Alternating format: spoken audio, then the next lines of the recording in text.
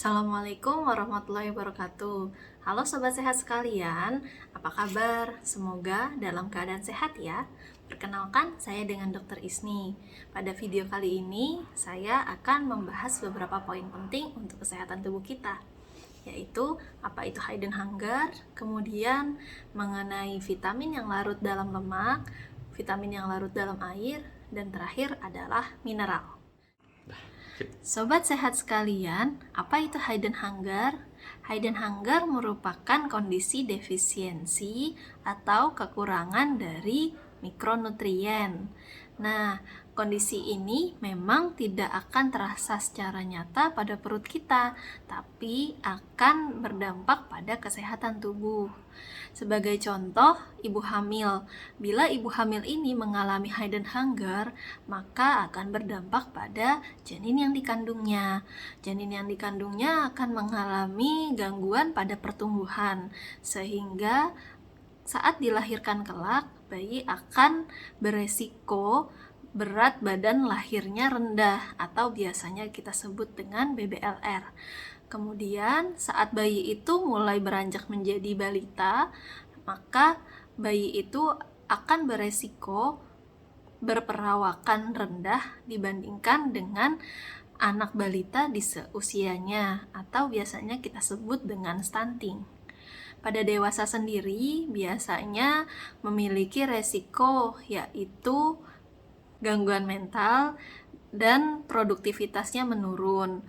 Karena ini terkait dengan komorbid juga, maka akan menurunkan kondisi kesehatan dari orang tersebut. Bahkan pada hal yang paling buruknya yaitu bisa sampai kematian. Pada skala yang lebih luas, hidden hunger ini ternyata berdampak bagi sosioekonomi seseorang. Lalu, seperti yang sudah sama kita ketahui, bahwa yang termasuk dalam mikronutrien adalah vitamin dan juga mineral. Nah, vitamin itu ada vitamin A, vitamin D, vitamin E, dan vitamin K. Vitamin ini merupakan vitamin yang larut dalam lemak. Maka dari itu, vitamin ini akan disimpan oleh tubuh di dalam jaringan lemak. Nah, untuk itu konsumsinya harus dengan hati-hati, tidak boleh berlebihan, karena jika berlebihan akan beresiko terjadi toksisitas atau keracunan.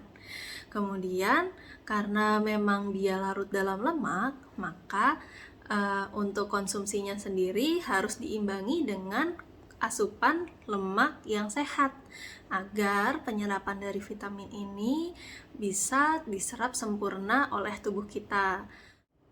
Selanjutnya adalah vitamin C dan keluarga dari vitamin B. Vitamin C tentunya sudah sering kita dengar ya, dan vitamin B biasanya orang-orang taunya adalah vitamin B kompleks. Nah, memang vitamin ini berbeda dengan vitamin A, D, E, dan K, karena vitamin ini adalah vitamin yang larut dalam air. Maka kita harus konsumsi air yang banyak agar vitamin ini dapat terserap dengan baik di dalam tubuh.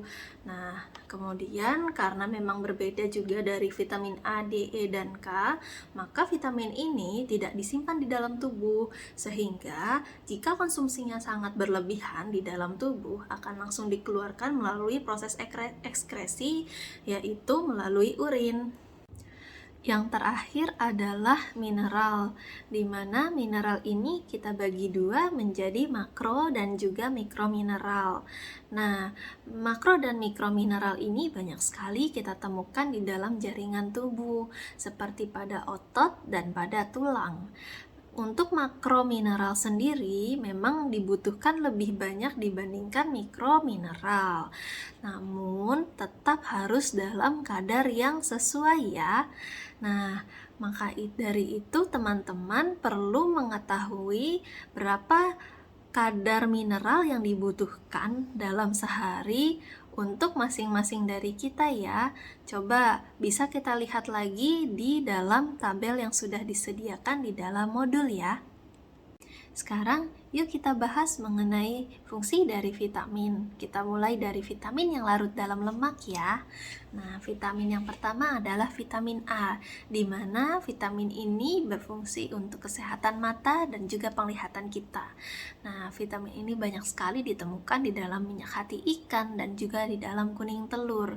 Kemudian, vitamin yang kedua adalah vitamin D, di mana vitamin ini berfungsi untuk mineralisasi atau biasa kita sebut dengan pengerasan untuk tulang dan juga gigi.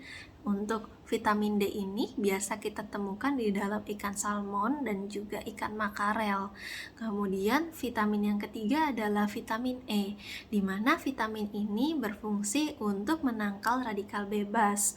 Nah, vitamin E ini banyak sekali kita temukan di dalam kacang-kacangan. Kemudian ada lagi yang terakhir itu vitamin K, di mana bermanfaat untuk pembekuan darah. Apabila seseorang terluka atau tergores dan mengeluarkan darah, maka darah itu normalnya harus segera berhenti. Nah, untuk pemberhentian darah ini maka diperlukan vitamin K. Nah, kemudian yang perlu kita ketahui adalah fungsi dari vitamin yang larut dalam air, yaitu vitamin C. Tentu saja seperti kita sudah sering tahu bahwa vitamin C ini berfungsi untuk menjaga kekebalan tubuh. Nah, banyak sekali loh vitamin C ini kita temukan di dalam sayur dan buah-buahan. Seperti contoh, ada di dalam buah jeruk, kemudian di dalam cabai, lalu di dalam tomat, kemudian buah jambu merah, dan juga ada ternyata di dalam sayur hijau seperti sawi. Nah, selanjutnya adalah vitamin B, di mana vitamin B ini berfungsi sebagai koenzim yang bermanfaat untuk menjalankan reaksi kimia penting nih untuk tubuh. Nah, reaksi kimia ini akan membantu tubuh untuk membentuk energi agar kita bisa beraktivitas sehari-hari. Apa saja sih sumber dari vitamin B ini? Yaitu bisa kita temukan dalam ayam, kemudian di dalam ikan, daging, kemudian bisa juga di dalam kacang-kacangan, banyak sekali. Nah, selanjutnya adalah mineral. Nah, mineral kita mulai dari makromineral dulu ya. Ada kalsium, fosfor, dan juga magnesium. Di mana kalsium ini berguna untuk struktur juga fungsi dari tulang dan gigi. Selain itu, kalsium juga bermanfaat untuk sel otot atau kontraksi otot, juga kontraksi dari pembuluh darah. Banyak sekali kalsium bisa kita temukan di dalam susu, keju, yogurt, dan juga sayur seperti brokoli. Selanjutnya fosfor. Nah, fosfor ini merupakan bagian dari membran sel dan juga tulang. Nah, fosfor ini banyak sekali ditemukan di dalam susu, kemudian di dalam ikan, telur, dan juga asparagus. Selanjutnya adalah magnesium. Magnesium ini bermanfaat dalam lebih dari 300 reaksi enzim di dalam tubuh, termasuk salah satunya adalah pengaturan tekanan darah. Nah, banyak sekali magnesium ini dapat kita temukan di dalam gandum, kacang-kacangan, dan juga sayur-sayuran hijau. Selanjutnya adalah mikromineral. Salah satunya adalah zat besi, di mana banyak sekali ditemukan di daging merah, telur, dan juga di dalam ikan. Nah, zat besi ini apa sih fungsinya? Dia berfungsi untuk mengangkut oksigen ke dalam sel otot. Selain itu, dia juga berfungsi untuk memproduksi hormon.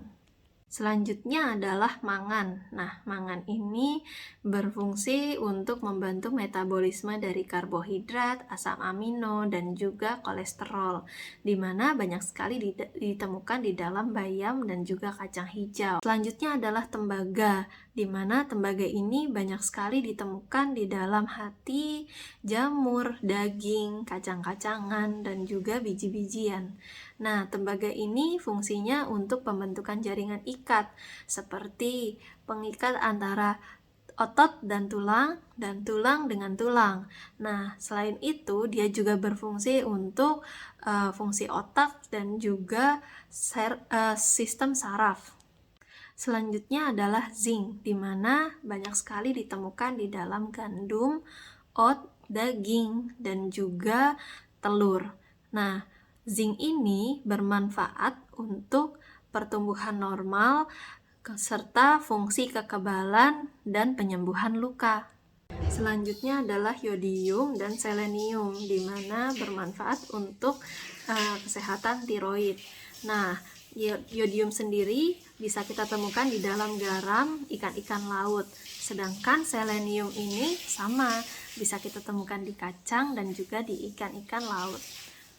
Nah, teman-teman, mari semua kita bantu untuk mencegah hidden hunger dengan cara mengkonsumsi vitamin dan mineral sesuai dengan kebutuhan harianmu. Mau konsultasi atau berdiskusi lebih lanjut, silahkan klik link di bawah ini ya.